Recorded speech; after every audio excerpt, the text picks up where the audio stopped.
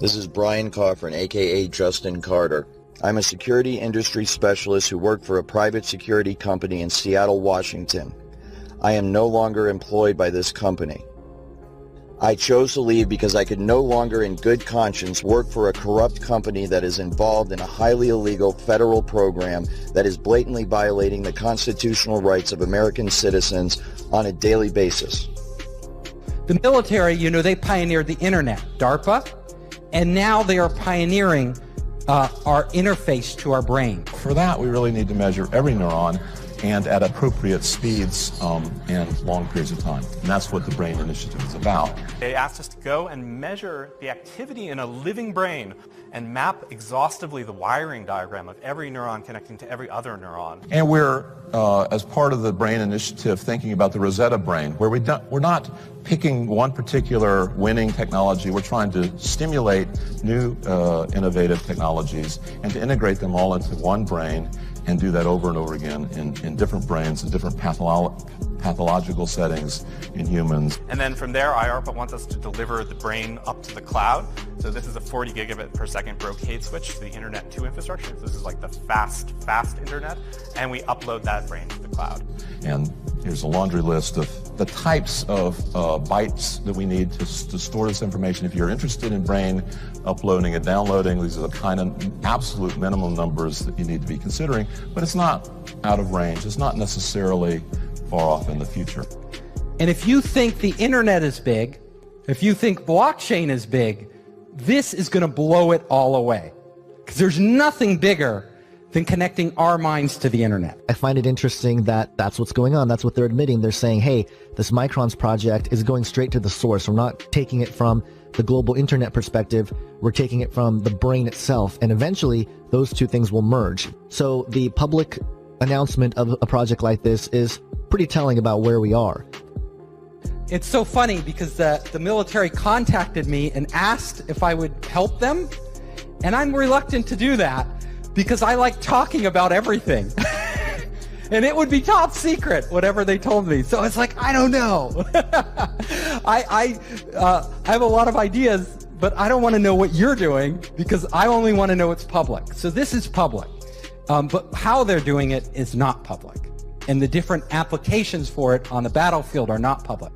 There are new technologies, and a lot of them are being developed by startups and the military that are going to allow us to much more accurately measure and actually communicate with your brain. Now, the nice thing about this technology is it's non-invasive, meaning they don't have to crack open your skull and put a chip inside. The true way that this technology works is that a complete DNA profile is obtained from the target, from the individual, the targeted individual. And then this information, the DNA of the individual, is used to determine the resonant frequency of the DNA itself. The resonant frequency is then used to fine-tune the technology, the radio frequency signals, the microwave auditory effect, and all of the other aspects of the technology to tune it perfectly to the resonant frequency of the targeted individual's DNA.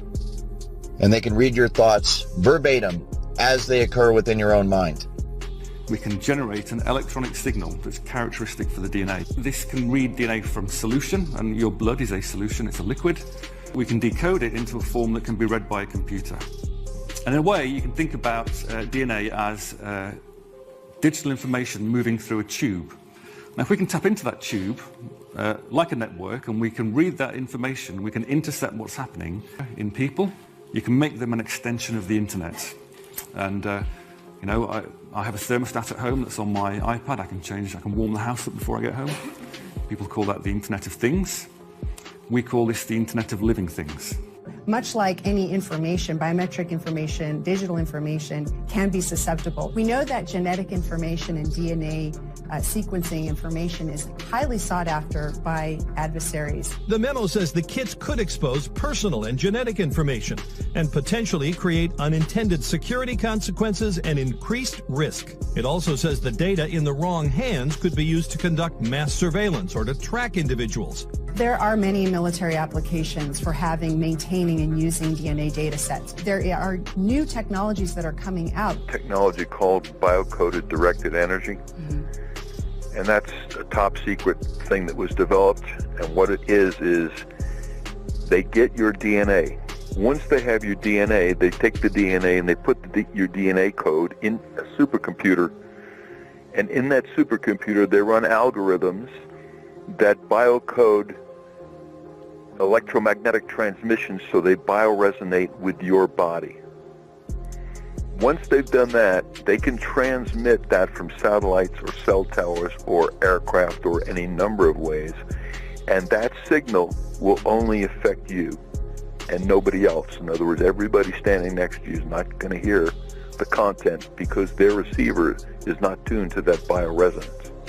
There's a bioresonance to every individual, just like our fingerprint. Every person has an individual DNA, a different bioresonance. And so the original Stockland patent is on my website, where Stockland was able to go voice to skull with pulse transmissions in 92. And then after the rest of the development went black ops. We don't really know what happened after that. We knew we could put voices in group people's heads. What they did, and I know from the Russian translation from Cheryl Welch, from reading all her translated psychotronic stuff from Russia, that they figured out how to biocode these microwaves so that it can attack specific individuals. They basically analyze your DNA and they then use supercomputers to encode the signals. And you basically convert DNA information into ionic information into computer information. So that's going from DNA to ions, but for the brain, we're interested in the opposite, going from ions to DNA. We have the ion channels that are going through the spiking, or in some cases, the non-spiking behavior. It's influencing the fidelity of the DNA polymerase so that the time series of the calcium, say, turns into a spatial series of changes in the DNA sequence, which you can then read out or compute on.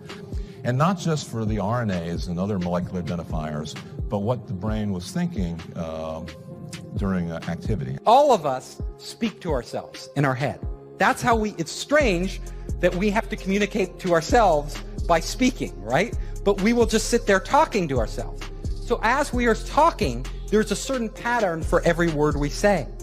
What they're doing is looking at the pattern in the brain, and then they're matching that pattern, they're putting that into a database. If you think of those words, and the beauty of this is most of the words in the dictionary we don't say, but a subset of these words, actually a small subset, we use all the time. So if you can match the patterns in somebody's brain to the patterns in the database, you can literally start to read their mind. Every time a word comes up, you know it. Oh, that word came up for that individual. Now, will the patterns be identical in every person? Probably not, though the information will be stored in slightly different places. But it wouldn't take long for you to train a machine to read your mind. Now, that's just the beginning. They may be able to have algorithms sophisticated enough, and they get enough samples, enough data, that the AI could actually learn over time what the general rules are for different words, and then you could apply it to anybody. Without verbalizing anything, you could literally start to communicate with other people. So my lecture, we could all be standing here silently. And I could just be communicating it to you.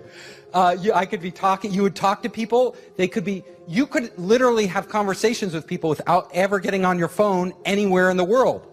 Goodbye WeChat or Google Hangouts. We could all just be on our brainwaves, right? Communicating with our friends. They could be dropping in on us. Very strange if we think about it. So that when that person goes to speak out about it, when they go to seek help from their fellow human beings, and their fellow human beings say, what is it that's happening to you? The target will then say, I'm hearing voices inside my head. But these would be controlled hallucinations run by algorithms. And they will conclude that this person must be crazy. And as a result, they will recommend psychological evaluation for that person. You can see the way this is going to go. and the way it is going right now, as good people, helpless people that are being abused and tortured and enslaved and experimented upon in America today, American citizens cry out for help from their fellow Americans, and their fellow Americans say, why don't you take some Prozac because we think you're schizophrenic? When this is a highly technical program. All of the symptoms are induced by a technology that is so fucking sophisticated, it is horrifying beyond description. This technology can also tap into the optical nerve of the target and the auditory system of the target, so that those monitoring the target can see what the target is seeing and hear what the target is hearing. This information is then downloaded and stored on a computer in a highly secure, classified site on servers that are guarded by some of the tightest security in the world. So the ability to do this, the ability to download information, that is like what the military and other people are that's their holy grail. There's a number of companies now that are looking at ways to write digital information into DNA, because you would only need about a room full of DNA to record all of the digital data that exists today, which is quite extraordinary. So we'll be able to outsource, we'll be able to upload our memories to the cloud. So let's say you don't want to, you want that memory forever, right? You're like, it's automatically probably being stored in the cloud for you without you thinking about it. Just like these automatic backups on your computer, everything, there's a copy and there's redundancy and there's like many versions. And so your experience, you could access it later. This results in the individual's entire day, everything they see, everything they hear, everything they experience, and everything they feel being recorded till the end of time. Within the brain, there are tiny structures called microtubules, right? If you think of these as straws, but they're straws through which flows light. And in fact, photons of light known as biophotons. And that each one of these is a package of information that flows around, these tiny structures in the brain. This light is carrying, of course, the memories. And we know DNA is also producing these biophotons of light. This is well studied and is well understood. So the interface between the brain and the DNA would therefore be these biophotons. Now this is where, if you can transfer knowledge and you can communicate, because your brain is wirelessly connected to the internet, there's no reason you couldn't extract memories, which are just data, out of one brain and put them in another brain. Now, what would it mean to share memories? All of a sudden, Elon Musk, you want to know what he's thinking? You could get his memories from yesterday and live his entire day. Although the connectivity of the brain is where we are processing experiences, even utilizing recalled memories and writing new memories to the hard drive, that it's more like a RAM with a random access memory rather than being the hard drive. The DNA would be effectively our hard drive where all the bulk of the information we're not using is being written to. So it could be that in the future that we'll find a way to download people into DNA and move them across into other bodies. So this is an astonishing step forward in these kind of science fiction type ideas. When our brains are connected to the internet, our physical bodies become less important. Now, think about that. If our brains are connected to the internet, and if our brains are all connected, all of us connected, I could literally go into your head and see through your eyes. So all of a sudden, for a day, a lot of us, because you're entrepreneurs, think it would be cool to go inside Elon Musk's head for a day and walk around. Well, Elon Musk may allow people to get that feed and literally live through what he sees. Because of my responsibilities in surveillance as a otherwise normal security specialist, I was showed this technology at work. And it was through the perspective, of course, of the camera, and what I was told that it was obvious it was being used through the eyes of the targets. So I have seen it, and it is absolutely remarkable. It's just like a first-person, video game or something where you see right through the eyes of the individual. And so There's two aspects to the technology. Number one, there is the actual, what is essentially receiving the signal from the individual themselves. And that signal, it goes on within the human mind. I'm not going to get into exactly how the entire human brain works, but basically those optical signals are interpreted by the brain, and then you perceive them as vision. You perceive them as pictures and so forth, but this is all electrical signals within the brain. And so the exact same thing, the data is taken in through the eyes, and then your brain renders it in a visual form that we know as sight. The exact same thing happens with the computer. The data is sent to the computer, and then it is rendered in the form of a picture that people can look at. As far as I'm aware, it's real time. There may be a second or two delay, but it is as it is happening. They can actually see through the eyes of the target. It's done all remotely. And that is rendered, of course, in essentially real time on a computer screen. And then it is to the point where it's so accurate, you can actually see the individual pores on someone's face.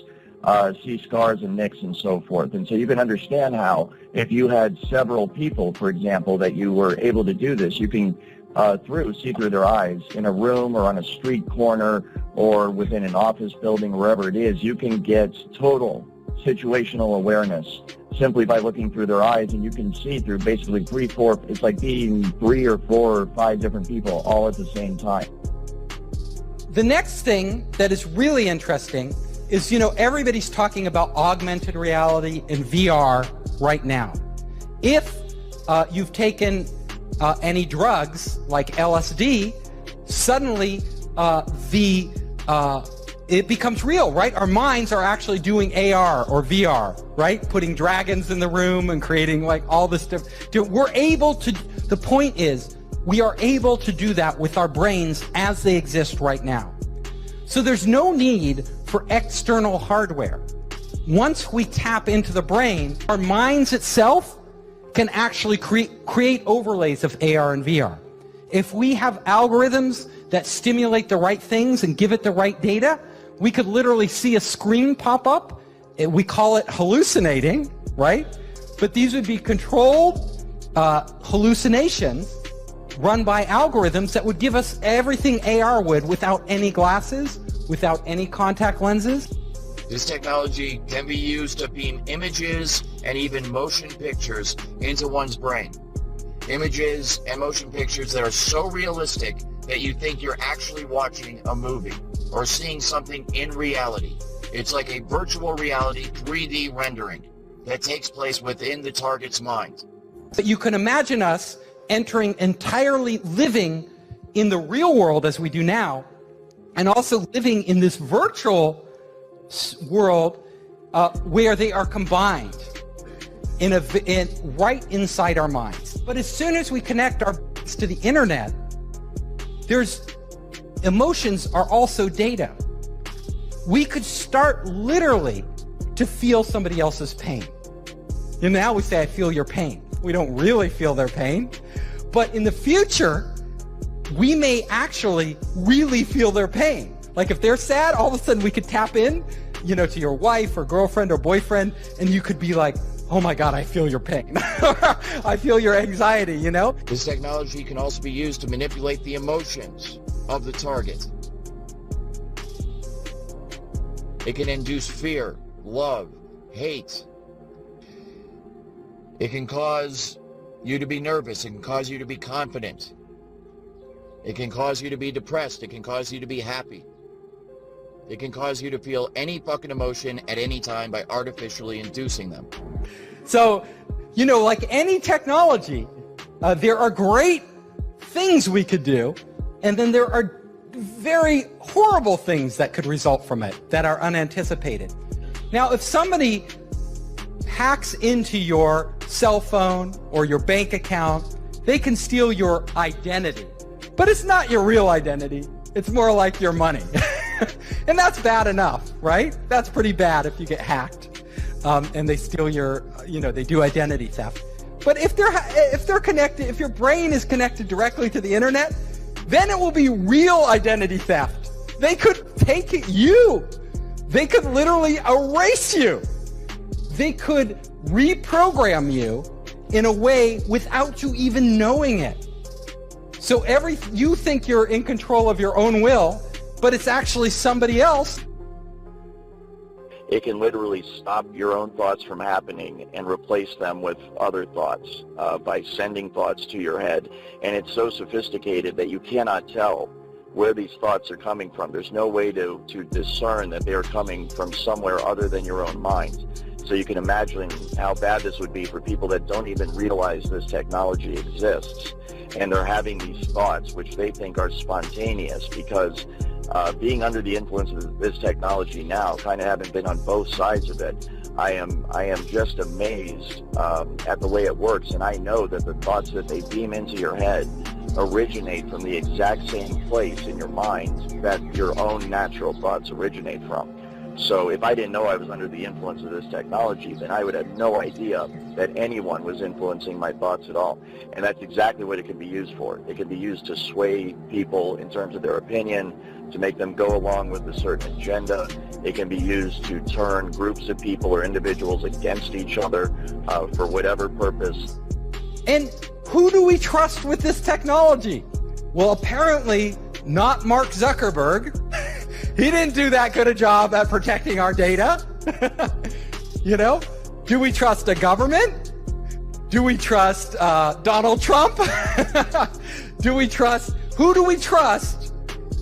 Yeah, decentralized, a blockchain, right? You're going to have technology that protects us. Technology which really doesn't exist today, and it has to be so foolproof, and we have to have so much faith in it that we're willing to open up our brains to that potential of being hacked. So my final slide here is that, you know, our future could go two ways, right? We could literally create heaven on earth. So we are all one giant being, and we are all working in unison, and we are experiencing these amazing things. Or it could be hell, where there's some evil AI or evil people controlling everything we do, and we're more like zombies, you know, where we don't even know it. Like, we think we're free, and we're not actually free. One of the things I'm concerned about is the technology as it's being researched and developed in Seattle utilizes emotion manipulation and behavior manipulation without the game stalking and without the voice to skull aspects. And so this use of the technology can be done very covertly to the point where the person it's being used against will not know that this technology is being used against them. And that is one of my main concerns, and one of the reasons why I want to bring more light to this technology and to this issue, because this technology could potentially be being used against tens to hundreds of millions of Americans every day. I've mentioned in some of my podcasts how there are field events where they will not direct this technology at an individual, but create a general field of frequency in a geographical area, so that everybody that within that geographical area is feeling the effects of the technology. It's more of a general application of the technology instead of an individual specific application of the technology.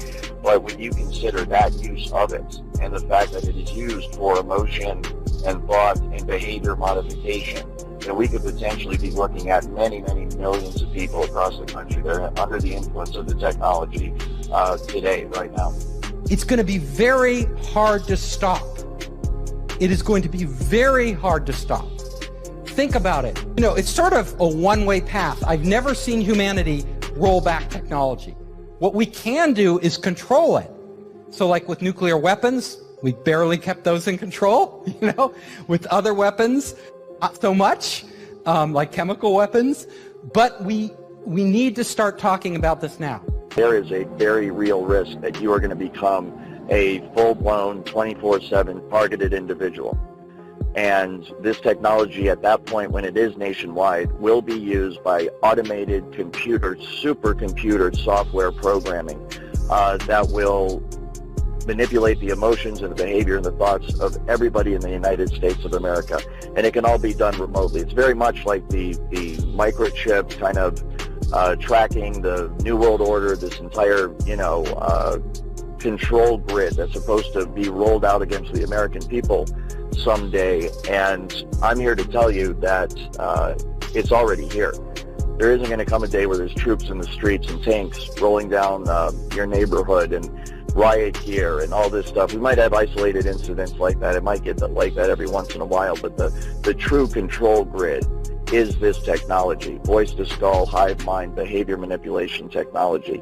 And it can all be done remotely. It can be done simply by targeting you with the frequency, locking into the resonant frequency of your DNA and your mind, and in that manner completely track and trace and control you 24 hours a day.